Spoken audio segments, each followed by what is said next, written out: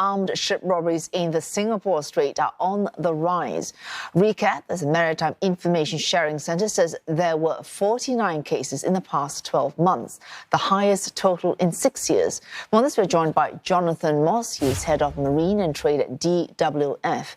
Mr. Moss, earlier we heard from Singapore authorities saying that they attributed COVID-19 to that was what caused the rise in these armed robberies in the Singapore Strait. From your point of view, what more could have added to the increase in armed ship robberies in this area?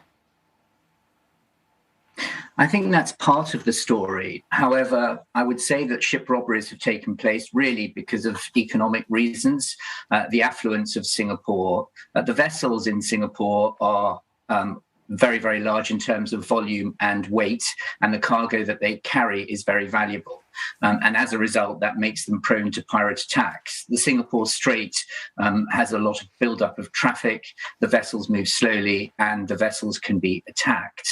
Now, as you say, the virus has a part to play because crew on vessels now are far more reduced than they were previously. Crew members have become sick. Ports and terminals have been closed. And so we've got a skeleton staff. So those protections aren't being able to take place and the crew aren't able to defend themselves from pirate attacks. When you have a downturn in the economy, also, that means that ship managers aren't prepared to invest in maritime security. Also, I would say that the governments are concentrating on battling the virus. So Singapore is concentrating on what to do with the virus rather than investing in maritime security. There's a lot of floating storage off the coast of Singapore at the moment. Those are old oil tankers which move slowly or don't move at all. Again, easy prey for pirates.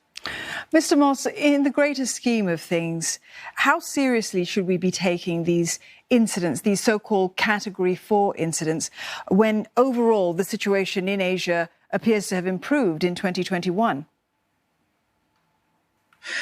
Yes, in the wider Asia, the numbers are more positive, and I think that's probably because there's close collaboration and coordination with the governments in the wider Asia region. Singapore needs to take this seriously. I do think there's an attitude of this happens elsewhere. Piracy is often associated with the Gulf of Aden and the Gulf of Guinea and in the wider Asian region. But I do think that this maybe is a wake-up call for Singapore. Mr. Moss, again, explain this to my colleague and myself. Earlier, we were looking at this story. We see a rise in Category 4 cases. 69% are Category 4, and these are the least serious incidents. For example, when perpetrators steal small items without actually confronting crew. These what sort of incidents might these be? And if we include these as armed robberies, these will be very difficult to eradicate. This is very petty theft, am I right? Correct. This is petty theft, and that's what we're seeing in Singapore at the moment. And I think that's probably because of the lack of serious organised crime in Singapore. These are unaffiliated groups.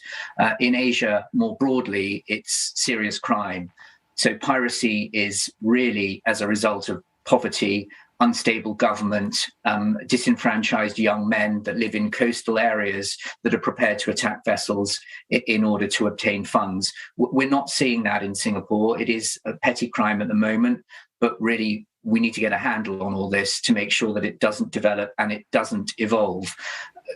Eradicating piracy is almost impossible. Piracy attacks started in ancient Greece in 75 BCE.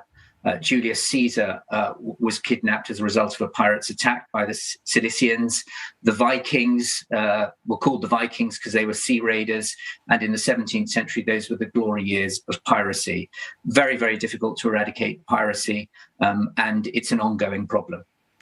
Mr. Moss, thank you very much for your perspective on this. Jonathan Moss, the head of Marine and Trade at DWF.